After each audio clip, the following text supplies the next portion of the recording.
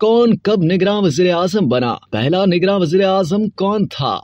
बलोचिस्तान अवामी party से ताल्लुक रखने वाले सेनेटर अनवारुल हक काकड़ मुल्क के 8वें निगरान वज़ीर आज़म बन गए हैं। निगरान वज़ीर आज़म के ओहदे पर सियासी और गैर सियासी लोग माजी में विराजमान रहे हैं। अनवारुल हक काकड़ सियासत से ताल्लुक रखने वाले 5वें निगरान वज़ीर आज़म हैं। इनसे कबल गुलाम मुस्तफा जतोई, मलिक महराज खालिद, मियां मोहम्मद सोमरो और बलक शेर मजारी ये जिम्मेदारी निभा चुके हैं। बतौर निगरान वज़ीर आज़म अपने जिम्मेदारी अदा करने वाली दीगर शख्सियात में मोइनुद्दीन अहमद कुरैशी, मीर हजार खान खुसो और जस्टिस नासिरुल मुल्क शामिल हैं। 1931 में होने वाले गुलाम मुस्तफा जतोई पाकिस्तान के पहले निगरान वज़ीर आज़म थे। उनका ताल्लुक नेशनल पीपल्स पार्टी से था। उन्होंने 6 अगस्त 1990 से 6 नवंबर 1990 तक जिम्मेदारी बखूबी निभाई। वो 20 नवंबर 2009 को लंदन में इंतकाल कर गए। बलक शेर मजारी ने दूसरे निगरान वज़ीर आज़म के तौर पर 1 माह और 8 दिन इस ओहदे पर रहे। वो 1928 में पैदा हुए। उनका ताल्लुक पीपल्स पार्टी से था। उन्होंने 18 अप्रैल 1993 से 26 मई 1993 तक जिम्मेदारी अदा की, लेकिन इस दौरान नवाज शरीफ की बरतरफ हुकूमत को सुप्रीम कोर्ट ने बहाल कर दिया। नवाज शरीफ के जुलाई 1993 में वजारत उज़्मा से इस्तीफे के बाद मोइनुद्दीन कुरैशी पाकिस्तान के तीसरे निगरान वज़ीर आज़म मुकर्रर किए गए। 1930 में पैदा होने वाले मोइनुद्दीन कुरैशी ने 18 जुलाई ता 19 अक्टूबर यानी 3 माह 1 दिन तक अपनी जिम्मेदारी निभाई। वो 2016 में अमरीकी दारुल हुकूमत वाशिंगटन में इंतकाल कर गए। इस इलेक्शन के बाद बेनजीर भुट्टो हुकूमत में आई, लेकिन नवंबर 1996 में उनकी हुकूमत को उन्हीं की पार्टी के सदर फारूक लगारी ने करप्शन के इल्जामात के तहत बरतरफ कर दिया, जिसके बाद मलिक महराज खालिद 5 नवंबर 1996 से 17 फरवरी 1996 यानी 3 माह 12 दिन तक ओहदे पर विराजमान रहे। इस इलेक्शन के नताज के बाद नवाज शरीफ एक बार फिर मुल्क के वज़ीर आज़म बने। उनकी हुकूमत 1999 में उस वक्त के army chief general Pervez Musharraf ने बरतरफ की और मुल्क में मार्शल लॉ लगा दिया और अपनी ही निगरानी में 2002 में आम इंतखाबात करवाए और काफ लीग इक्तदार में आई।